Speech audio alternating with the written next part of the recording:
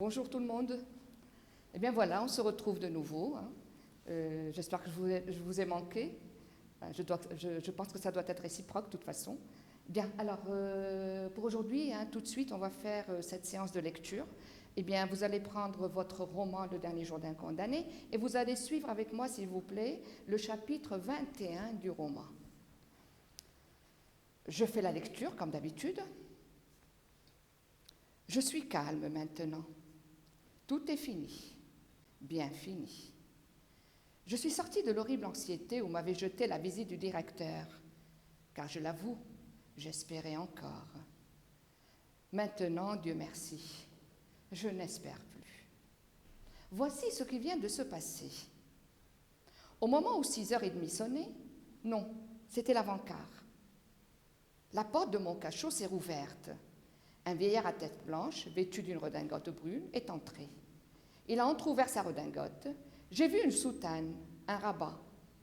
C'était un prêtre. Ce prêtre n'était pas l'aumônier de la prison. Cela était sinistre. Il s'est assis en face de moi avec un sourire bienveillant, puis a secoué la tête et levé les yeux au ciel, c'est-à-dire à la voûte du cachot. Je l'ai compris. « Mon fils, m'a-t-il dit, êtes-vous préparé ?» Je lui ai répondu d'une voix faible. « Je ne suis pas préparé, mais je suis prêt. » Cependant, ma vue s'est troublée. Une sueur glacée est sortie à la fois de tous mes membres. J'ai senti mes tempes se gonfler et j'avais les oreilles pleines de bourdonnements. Pendant que je vacillais sur ma chaise comme endormi, le bon vieillard parlait. C'est du moins ce qu'il m'a semblé. Et je crois me souvenir que j'ai vu ses lèvres remuer, ses mains s'agiter, ses yeux reluire. La porte s'est rouverte une seconde fois. Le bruit des verrous nous a arrachés, moi à ma stupeur, lui à son discours.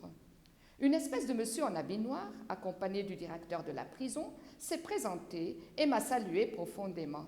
Cet homme avait sur le visage quelque chose de la tristesse officielle des employés des pompes funèbres. Il tenait un rouleau de papier à la main. « Monsieur, m'a-t-il dit avec un sourire de courtoisie, je suis l'huissier près de la Cour royale de Paris. J'ai l'honneur de vous apporter un message de la part de monsieur le procureur général. » La première secousse était passée. Toute ma présence d'esprit m'était revenue. « C'est monsieur le procureur général, lui ai-je répondu, qui a demandé si instamment ma tête. Bien de l'honneur pour moi qu'il m'écrive.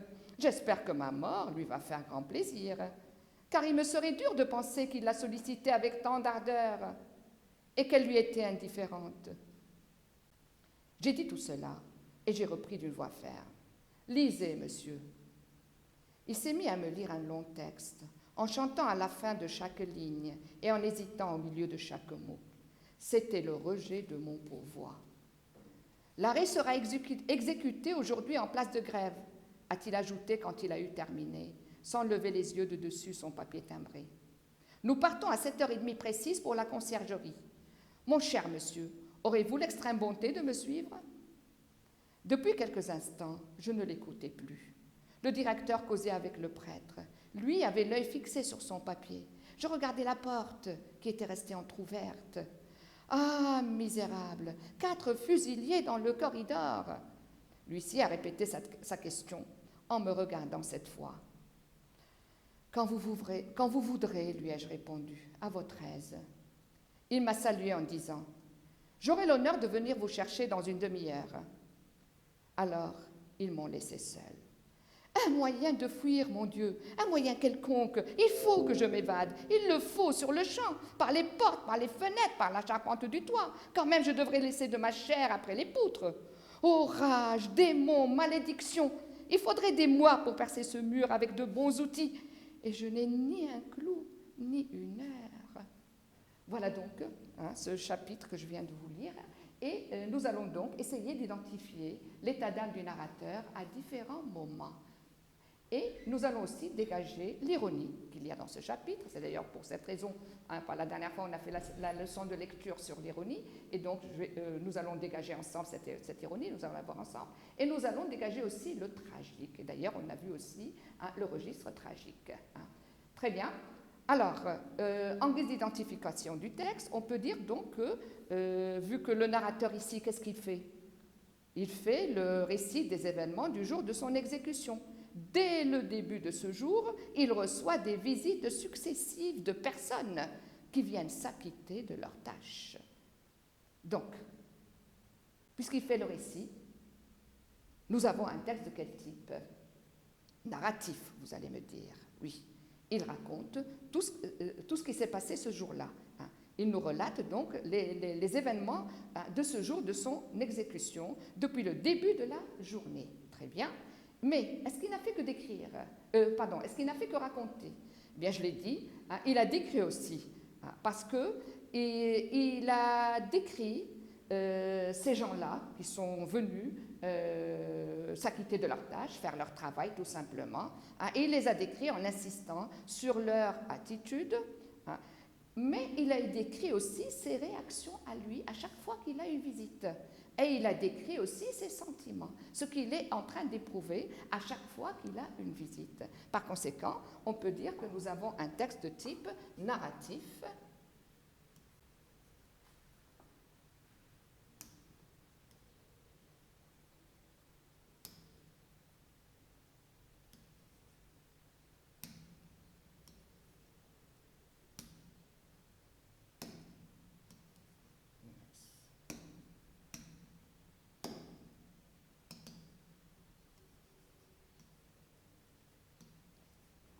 Le texte est donc de type narratif, descriptif.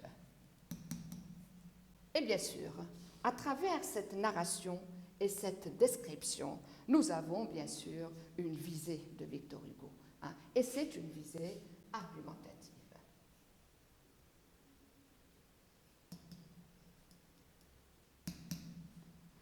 Alors, si nous voulons situer le passage, bien sûr, c'est le chapitre 21, et là, il nous raconte ce qui s'est passé pour lui à la visite donc qu'il vient d'avoir à ce moment-là. C'est la visite du prêtre et c'est la visite de l'huissier. Mais auparavant, il a eu d'autres visites. Dès le chapitre 18, il a reçu la visite du guichetier. Et puis ensuite, chapitre 19, la visite du directeur de la prison, qui est venu en personne l'informer que le jour de l'exécution était pour le jour même. D'accord? Et donc, nous avons pu voir à chaque moment comment se sent le condamné à chaque visite. Parce que déjà, à la visite du guichetier, il a eu des doutes. Mais ces doutes se sont confirmés avec la visite du directeur. C'est le directeur qui lui a annoncé que c'était pour le jour même. Donc, ici, dans le chapitre 21, on voit que le condamné commençait à se calmer lorsqu'il a reçu encore une fois, la visite du prêtre, puis celle de l'huissier. L'huissier qui est venu, pourquoi? Eh bien, tout simplement pour le prévenir de la décision du procureur général. Le procureur général qui a rejeté son pourvoi en cassation. Donc, situation du passage. On peut dire qu'après la visite du guichetier et du directeur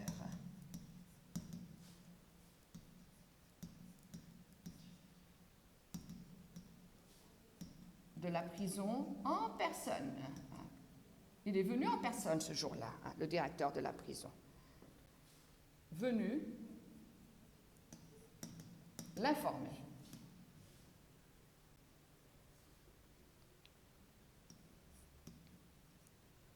que l'exécution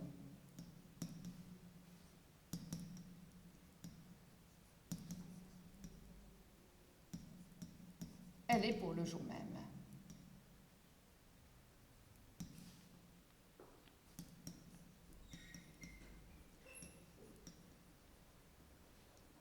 Le condamné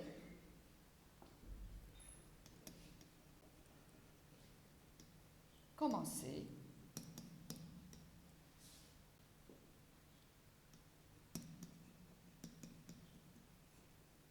à se calmer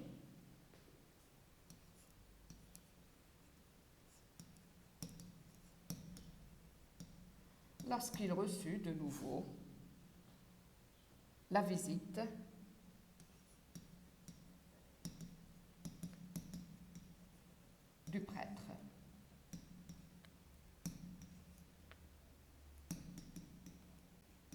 puis celle de l'huissier.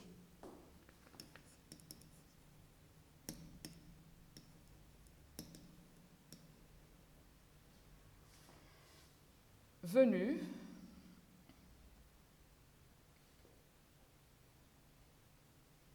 le prévenir.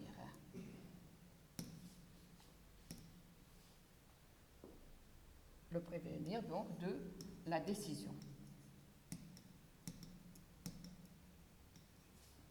du procureur général.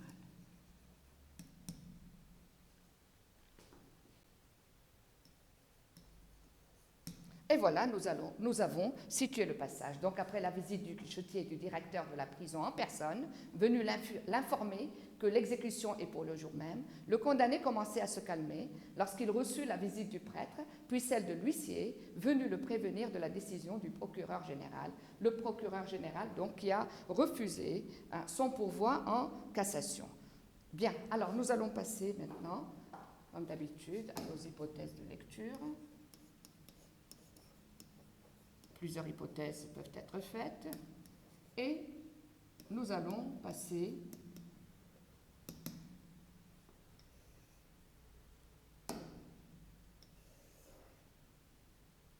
à notre premier axe que nous allons analyser, axe de lecture. On va analyser l'état d'âme du condamné.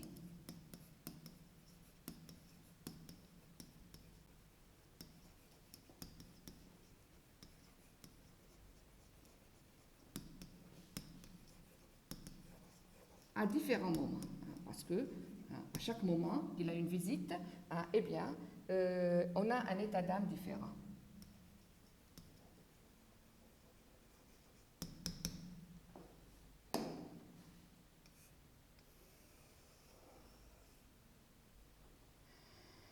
Alors, le narrateur annonce au moyen d'un présentatif, vous le voyez, il a dit « voici », regardez bien, le présentatif utilisé, « voici ce qui vient de se passer ». Autrement dit, il vient d'utiliser un temps qui est le passé récent.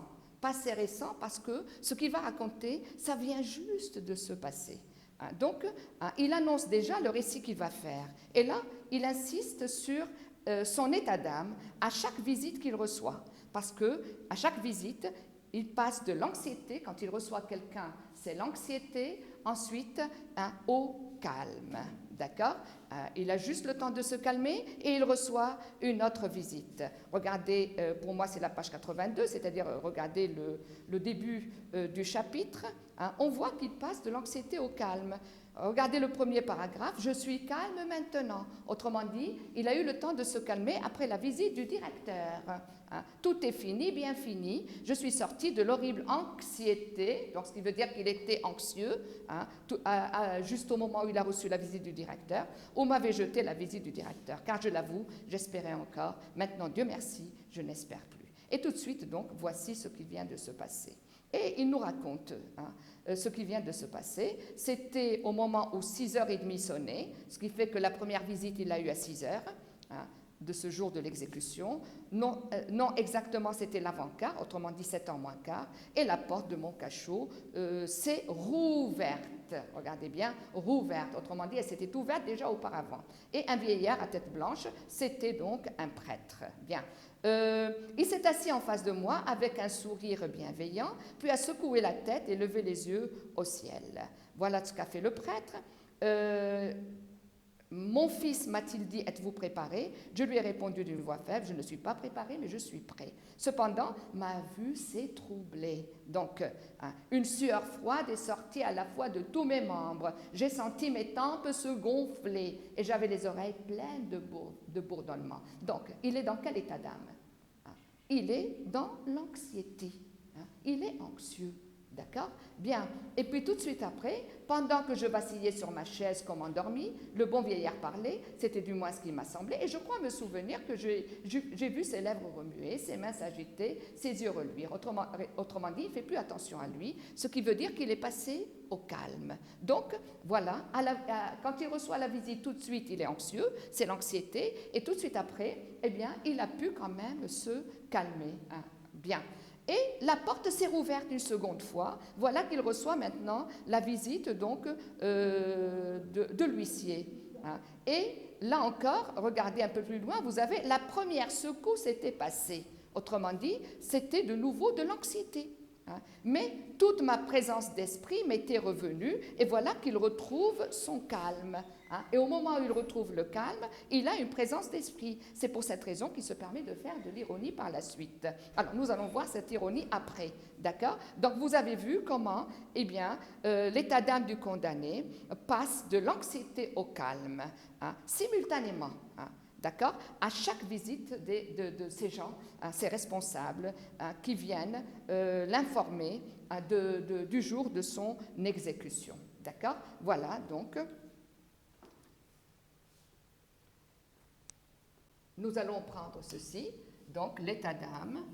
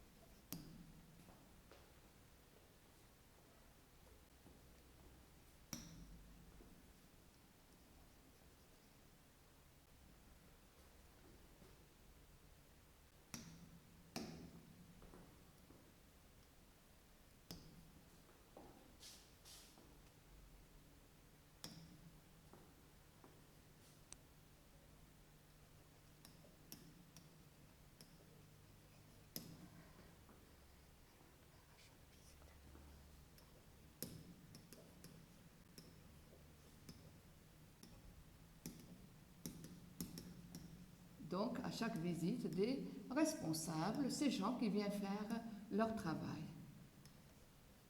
Des responsables, donc, venus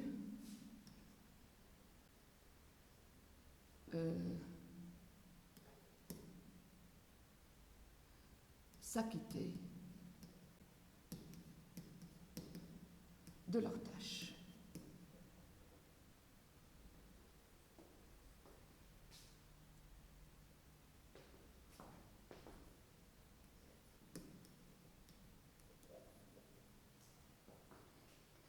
Bien, alors nous allons passer maintenant à notre deuxième axe de lecture, axe B, et nous allons dégager l'ironie.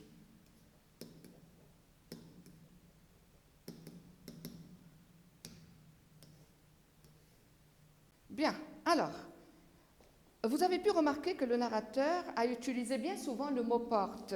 Hein, si on compte dans le chapitre, on va trouver 3 fois. Hein, le mot porte a utilisé 3 fois. Pourquoi? Eh bien, tout simplement parce que ce jour, cette matinée-là, hein, ce début de journée, il s'agit de visites. Il reçoit des visites. Hein, et ces visites, hein, comment elles sont?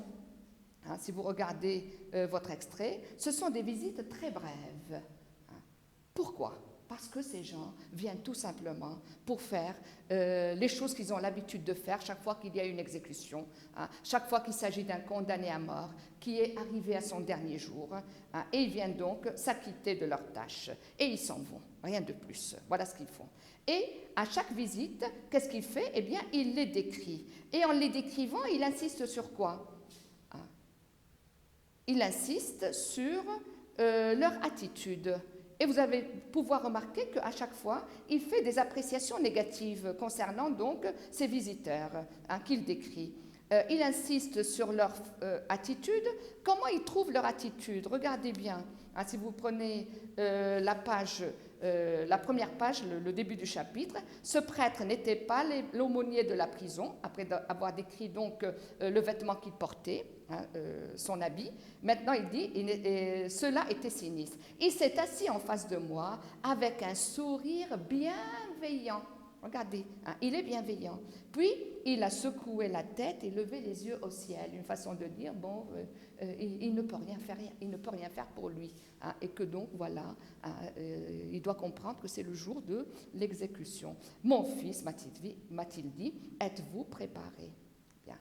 Alors, une fois l'anxiété passée, hein, le narrateur commençait donc à se calmer, et donc vous remarquez que, en parlant du prêtre, eh bien, il a dit qu'il avait un sourire bienveillant.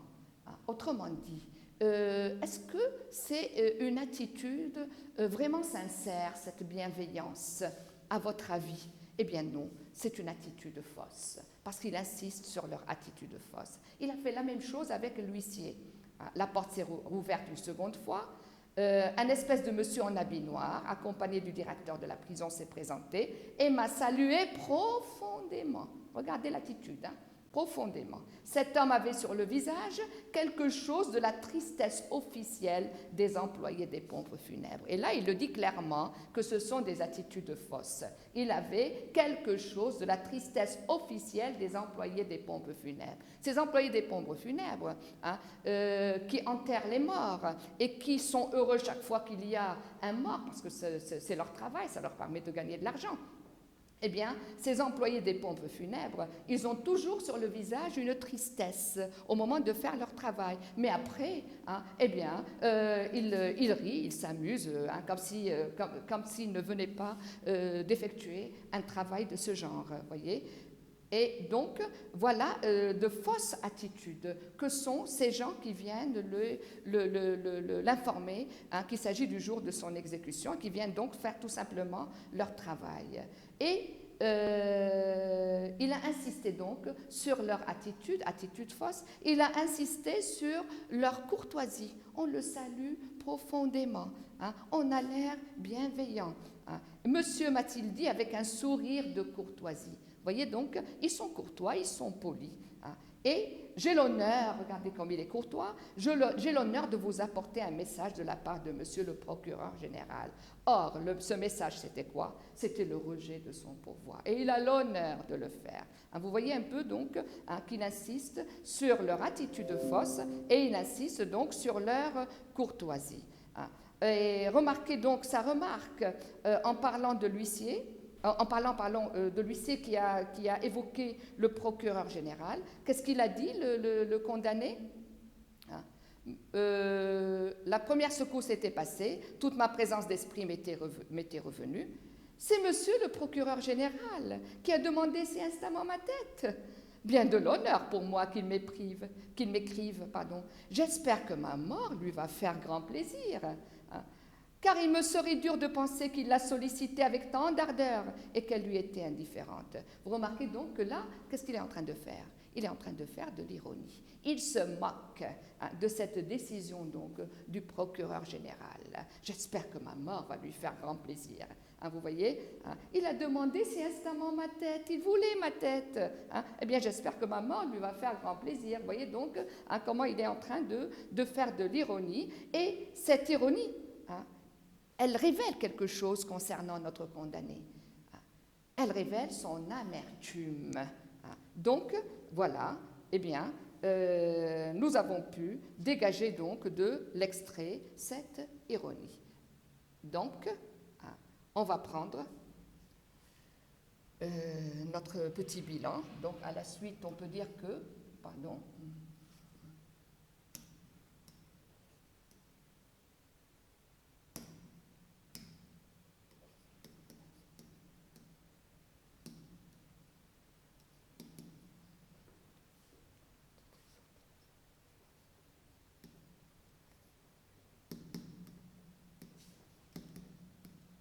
des entrées et sorties, hein, des visiteurs,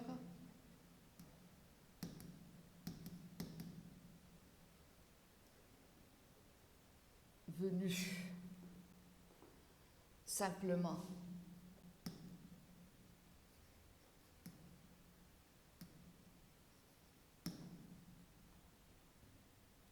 faire leur travail,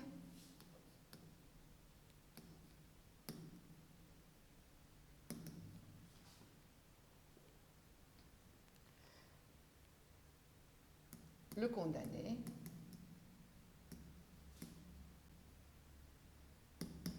face à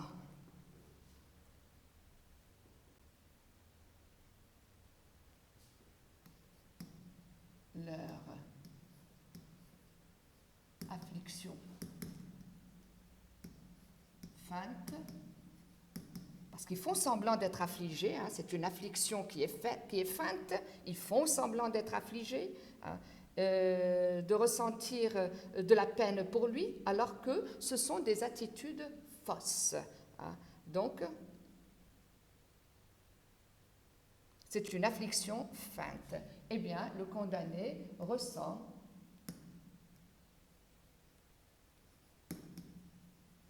une certaine amertume.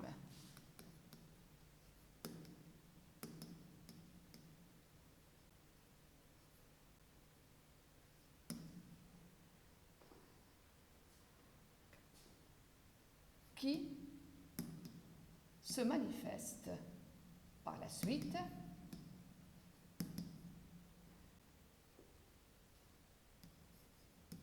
par sa réponse ironique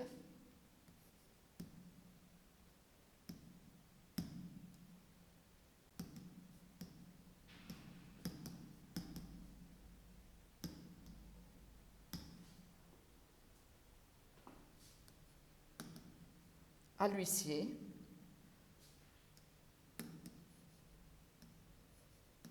à propos du procureur général.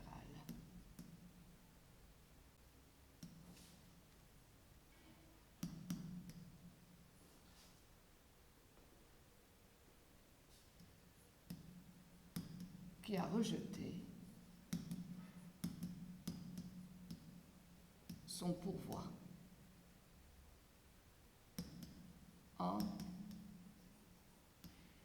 en cassation. Et voilà donc comment vous avez pu voir donc l'ironie qui a été utilisée donc par le condamné. Alors nous allons passer maintenant à notre troisième axe très rapidement et cette fois-ci on va dégager le tragique. Donc axe C, le tragique. On a dégagé l'ironie tout à l'heure et maintenant on va dégager le tragique. Alors où est le tragique ? Alors d'emblée, dès le début, la situation du narrateur est tragique, dès le début du chapitre, déjà, vu que c'est le jour de son exécution.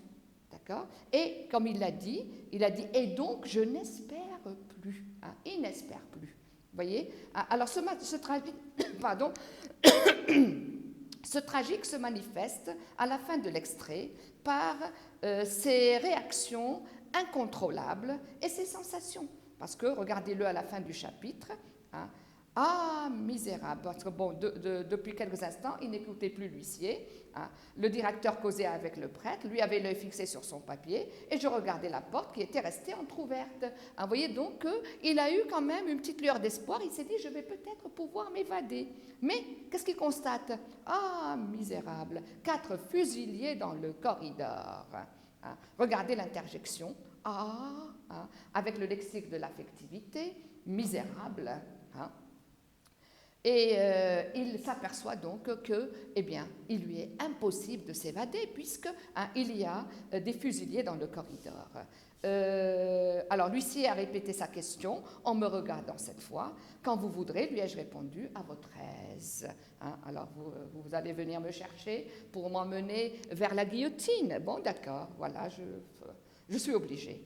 Il m'a salué en disant « J'aurai l'honneur de venir vous chercher dans une demi-heure. » Donc, vous voyez qu'il est dans une situation sans issue. Voilà ce qui fait le tragique. Dans une demi-heure, eh bien, et on va venir le chercher pour l'emmener vers l'exécution. Alors ils m'ont laissé seul, et voyez donc maintenant le trouble dans lequel il se trouve, ces réactions incontrôlables, il n'arrive plus à se contrôler, un moyen de fuir, mon Dieu, un moyen quelconque, regardez ces exclamations, il faut que je m'évade, vous voyez, il le faut, sur le champ, tout de suite, vous voyez la fuite du temps, tout de suite je n'ai plus le temps, c'est fini, je suis au jour de l'exécution, je n'ai pas pu m'évader jusqu'à présent. Par les portes, par les fenêtres, par la charpente du toit. Quand même, je devrais laisser de ma chair après les poutres. Regardez toutes ces exclamations. Et encore une fois, orage, démon, malédiction. Vous voyez donc qu'il n'arrive plus à se contrôler. Il faudrait des mois pour percer ce mur avec de bons outils. Et je n'ai ni un clou, ni une heure. Donc, vous voyez la fuite du temps. Il n'a pas le temps. Et il n'a pas le moyen non plus. Il est dans une situation sans issue. Il ne pourra pas échapper à son destin fatal d'être guillotiné, d'être exécuté. Et vous voyez donc ici, à travers ça aussi, la fatalité. Donc vous remarquez que, en lisant cette fin du chapitre, on ne peut s'empêcher d'éprouver de la pitié envers ceux condamnés à mort. Mais il n'y a pas que pitié, il y a aussi cette crainte, cet effroi, vous voyez, qui fait qui se dégage de ces réactions incontrôlables, de cette fuite du temps, de ce fait qu'il est dans une situation sans issue, qu'il ne peut rien faire, qu'il est impuissant devant ce qui lui arrive. On voit son impuissance, vous voyez, et à travers toutes ces exclamations qui sont là, on voit son impuissance. Et donc, il ne pourra pas échapper à son sort fatal. Voilà donc ce qu'on découvre donc, à la fin du chapitre. Et la fatalité est suggérée aussi par l'expression de « je n'espère plus » qu'il a eu au début, « je n'espère plus ». Et on voit donc son désarroi à la fin de ce chapitre, son désarroi, on le voit exactement à ce moment où il ne peut plus se contrôler. Donc, bilan partiel, donc la situation...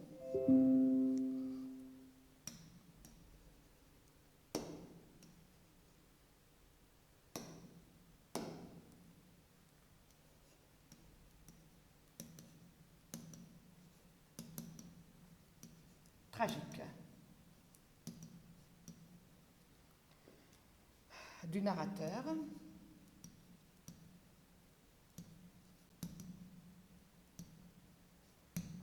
est suggéré, révélé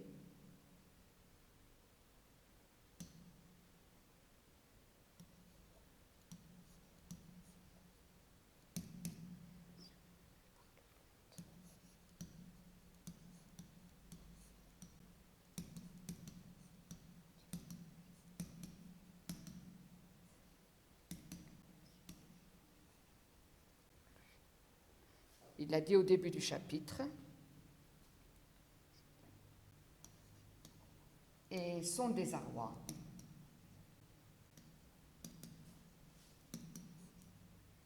est profond.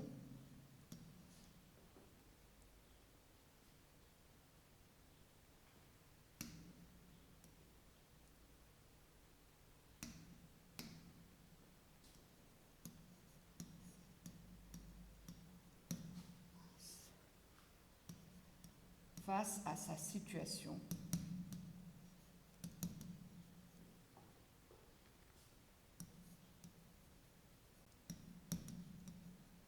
Sans issue.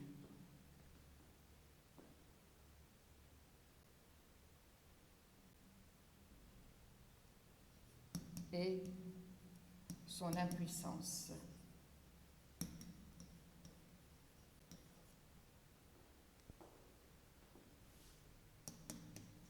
Il a dit, il n'y a ni un clou,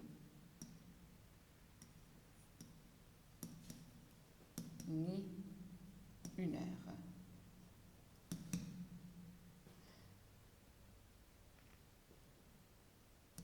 D'où l'impossibilité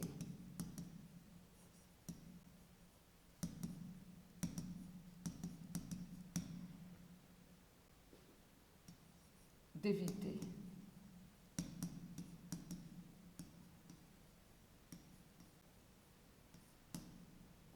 son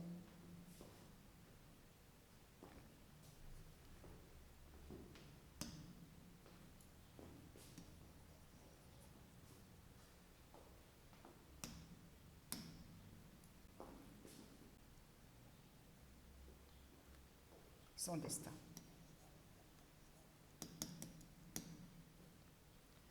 Et voilà donc, nous avons terminé l'analyse donc de notre extrait et on peut donc passer à la synthèse. Et donc, vous avez pu remarquer tout au long de ce chapitre l'état d'âme du narrateur qui est en train d'osciller entre deux sentiments contradictoires qui sont l'anxiété et le calme. Le contrôle de soi et le désarroi. Par moments, il se contrôle et il se calme, et puis l'anxiété de nouveau et le désarroi donc que nous avons à la fin du chapitre. Et puis son ironie, aussi utilisée quand il retrouve sa présence d'esprit, elle révèle son amertume face à son sort tragique. Voilà, donc...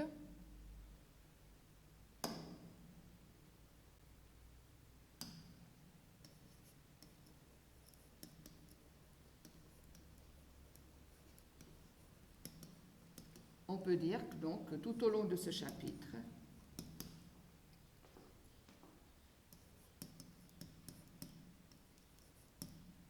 l'état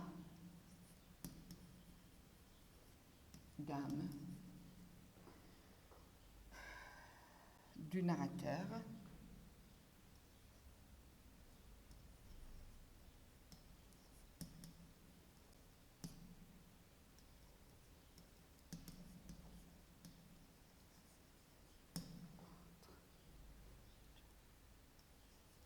entre deux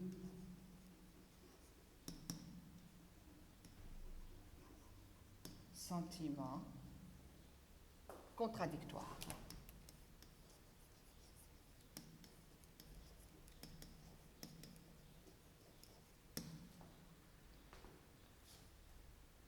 L'anxiété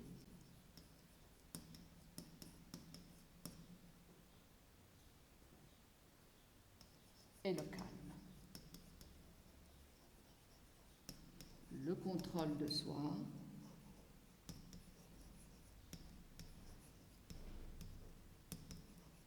et le désarroi.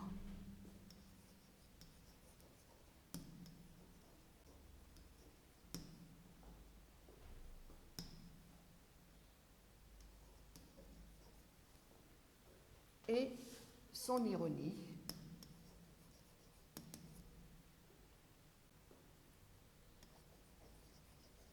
révèle son amertume.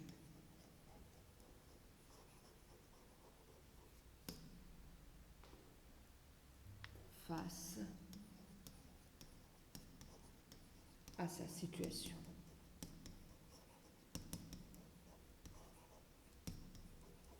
Tragique, puisque il ne peut rien faire, il est impuissant. Voilà, et vous n'avez plus qu'à recopier, et je vous souhaite beaucoup de courage.